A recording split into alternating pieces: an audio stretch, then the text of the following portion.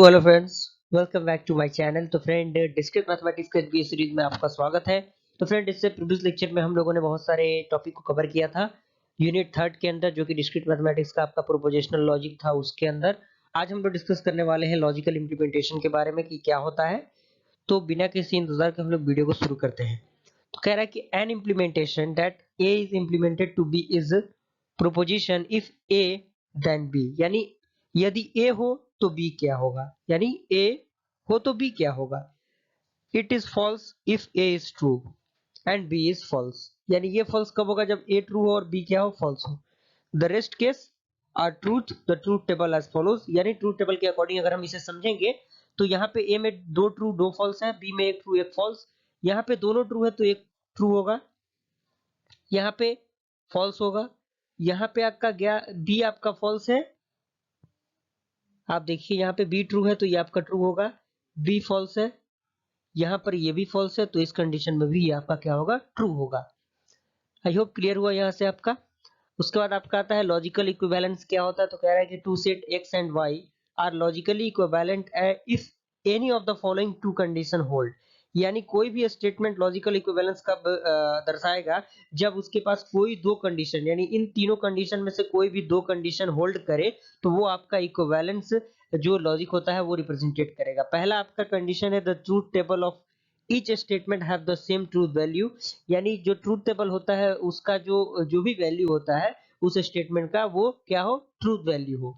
Second है कि the biconditional statement that means X is the biconditional of Y, and third है कि it is tautology. I hope clear हुआ यहाँ तक। Example के थ्रू अगर हम इसे समझे, कह रहा है कि प्रूव निगेशन ऑफ ए और B and negation of A and negation of B are equivalent, इसे हमें प्रूव करना है। तो यहाँ पे दो मेथड से हम देखेंगे, बाय मैचिंग ट्रूथ टेबल के थ्रू और बाय मैचिंग आपके जो दूसरा हमारा होता है उसके थ्रू भी हम देखेंगे। तो टेस्टिंग वन मेथड, तो यहाँ पे ए बी, ए और B and negation of A B and negation of A negation of B, and finally आपका जो ये आपके वैल्यू है वो। यहाँ पे दो ट्रू दो फॉल्स, एक ट्रू एक फॉल्स।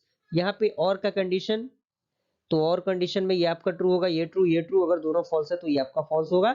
निगेशन यानी इसका अपोजिट, ट्रू है तो फॉल्स, ट्रू है तो फॉल्स, ट्रू है तो फॉल्स, फॉल्स है तो true. Negation of A that means true तो फॉल्स, ट्रू तो false, false to true, and then false to true. B भी वही कंडीशन, अपोजिट होगा जस्ट इसका, और उसके बाद निगेशन आप यहाँ से इसको अप्लाई कर सकते हैं। अप्लाई करने के बाद ये आपका ट्रूथ टेबल आएगा। Hence we can see the truth table, truth value of negation of A or B and negation of A and B are the same statement are the given statement. By testing by conditionality के through अगर हम इसे समझेंगे तो इसके through भी वही value आएगा जो हमारा जो पहला टेस्टिंग के अकॉर्डिंग आया था। ओके, अब बात करते हैं इनवर्स, कन्वर्स एंड कंट्रापोजिटिव के बारे में। ये काफी इंपॉर्टेंट टर्म है, तो इन टर्म के बारे में आपको जानना कहीं ना कहीं जरूरी है। तो हम लोग अगर उसके बारे में जाने तो सबसे पहले आपका इनवर्स। तो कह रहा है कि N inverse of the conditional statement is the negation of both the hypothesis and the conclusion. If the statement is if p then q, the inverse will be if p not then q not। thus the inverse of p then q, तो यहाँ पे not का symbol, यहाँ पे negation of p then negation of q, बिल्कुल opposite आप इस statement के थ्रू समझ सकते हैं। इस तरह से आपका अगर दिया हो तो इसका अपोजिट इस तरह से होगा, तो यही आपका इनवर्स होता है। एग्जांपल के थ्रू अगर हम समझे कि the inverse of if you do your homework you will not be punished, यानी अगर आप होमवर्क करते हैं तो आपको पनिशमेंट नहीं दिया जाएगा।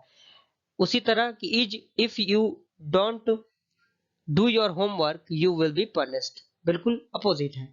कन्वर्स की बात करें तो the converse of the conditional statement is computed by interchanging the hypothesis and the conclusion. If the statement if p then q, the converse will be if q then p, यानी p और q हो then इसका opposite क्या होगा, q और p होगा। ये converse के कंडीशन में होगा।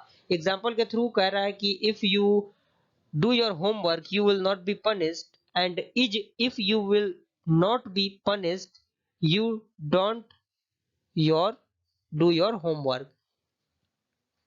थर्ड है आपका कंट्रापोजिटिव, तो कह रहा है the contrapositive of the conditional is computed by interchanging the hypothesis and the conclusion of the inverse statement. If the statement is if p then q, the contrapositive will be if not q then not p। the contrapositive is denoted by 10। Okay, example आपके सामने दिया हुआ है, आप इसे समझ सकते हैं। ओके, तो फ्रेंड आई होप ये वीडियो आपको पसंद आया। वीडियो पसंद आया वीडियो को लाइक जरूर कीजिए और चैनल पर नए चैनल को सब्सक्राइब कीजिए। फिर मिलते हैं अगले वीडियो में, तब तक के लिए थैंक यू।